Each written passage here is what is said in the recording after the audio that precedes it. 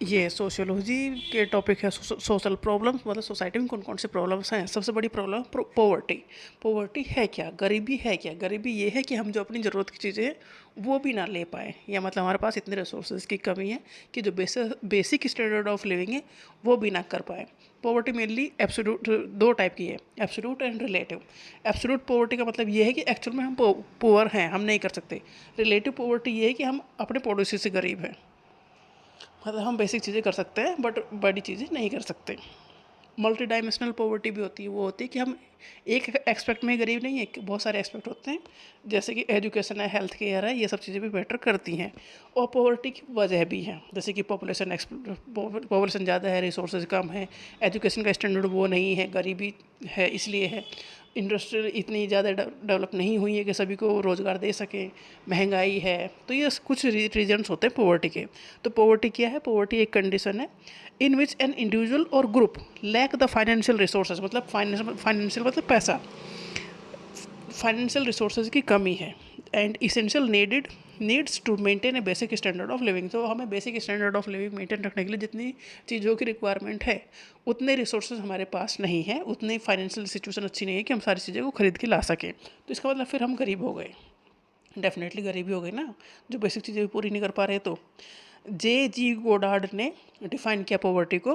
Poverty is the insufficient supply of those things. Insufficient supply है मतलब sufficient नहीं है, किस चीज़ों की सप्लाई इनसफिशियंट है, which are request for the individual, जिनकी रिक्वायरमेंट है इंसान को, to maintain himself and those dependent upon him. एक तो हम, एक दूसरा हमारी फैमिली जो हम पे डिपेंडेंट करती है, उनके लिए जो बेसिक हेल्थ है और जो बेसिक स्ट्रेंथ हम बढ़ के खड़े होते हैं वेग्योर, वो चीज़ें भी अगर हम ना कर पाएँ तो हम गरीब हैं। मतलब इनसफिशियंट सप्लाई है उन चीज़ों की जो हमें हमारे और हमारी फैमिली को मेंटेन एक स्टैंडर्ड ऑफ लिविंग मेंटेन रखने के लिए जो रिक्वायरमेंट है, अगर हम वो भी ना कर पाएँ तो इसका मतलब हम गरीब हैं। तो ये J.G. गोडार्ड ने डेफिनेशन दी, एडम स्मिथ ने भी डेफिनेशन दी है पॉवर्टी की। इनके अकॉर्डिंग मैन इज़ रिच और poor according to the degree in which he can afford. मतलब अगर हम अफोर्ड कर पा रहे हैं एंजॉय करना, नेसेसरी चीज़ों को लेना, convenience and the amusement of the life, तो हम ठीक ठाक हैं, नहीं तो हम गरीब हैं। मतलब जो बेसिक चीज़ें हैं, बेसिक चीज़ों को हम अगर ले पा रहे हैं तो ठीक है, नहीं तो हम गरीब हैं। ये एडम स्मिथ के अकॉर्डिंग पॉवर्टी है। पॉवर्टी, एब्सोल्यूट पॉवर्टी क्या है, ये टाइप्स ऑफ पॉवर्टी का है। एब्सोल्यूट पॉवर्टी एक कंडीशन है in which people can not meet basic needs, जैसे कि फूड, क्लोथिंग, शेल्टर और हेल्थ केयर।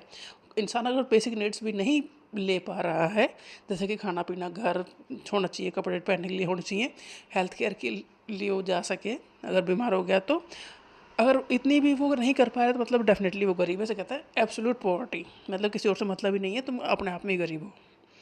इसे सबसिस्टेंस पॉवर्टी भी कहते हैं। दूसरी है रिलेटिव पॉवर्टी। रिलेटिव पॉवर्टी का मतलब ये है कि एक फैमिली है दैट कैन अफोर्ड फूड, मतलब खाना पीना उसके पास है, but can not afford proper education और modern facilities compare to others. मतलब दूसरे का घर अच्छा बना हुआ है, हमारा बेसिक बना हुआ है, तो हम उसके रिलेटिव गरीब हो गए। ये रिलेटिव पॉवर्टी है।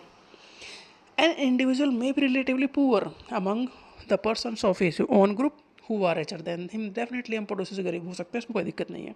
ये है रिलेटिव पॉवर्टी, मतलब हमारा जो स्टैंडर्ड ऑफ लिविंग है वो हमारे पड़ोसी से नीचे है, मतलब हम उससे गरीब हैं।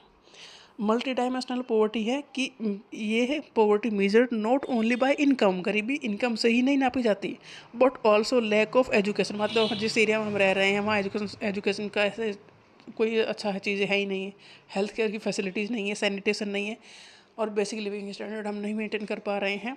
तो इनकम ज़्यादा होने के बावजूद भी हम गरीब ही हैं। फिर बात ये है, मतलब पैसे से ही मेरी नहीं आती है, मेरी और बहुत सारी चीज़ों से मिलकर बनती है।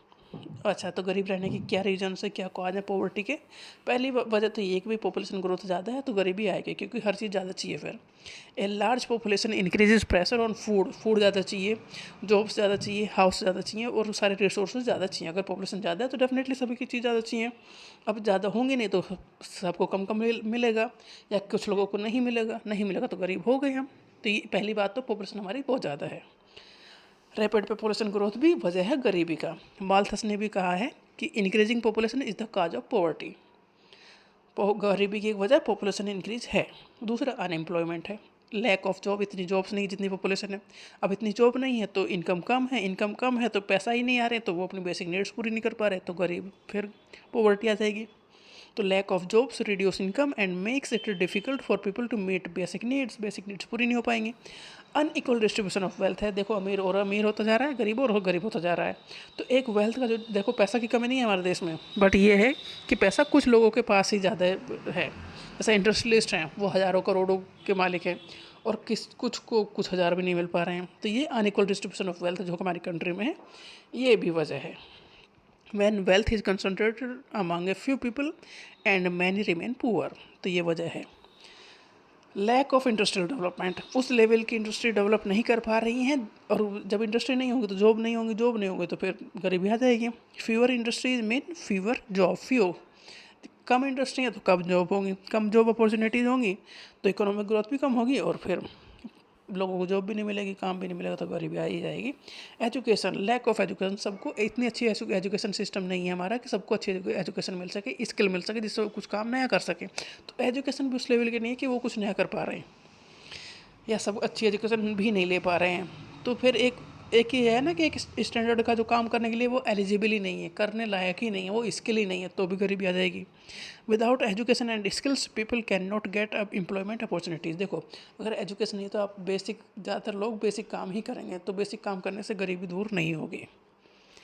सोशल डिस्क्रिमिनेशन है, जैसे कि डिस्क्रिमिनेशन का किया जाए उसके बेस पे, जैसे कास्ट है, जेंडर, रिलीजन या क्लास के बेस पे, तो ये भी वजह है गरीबी का। इन्फ्लेशन, महंगाई भी डेफिनेटली, अगर चीज़ें महंगी होंगी, हमारे पास इनकम उतनी नहीं होगी, तो हम फिर गरीब हो ही जाएंगे।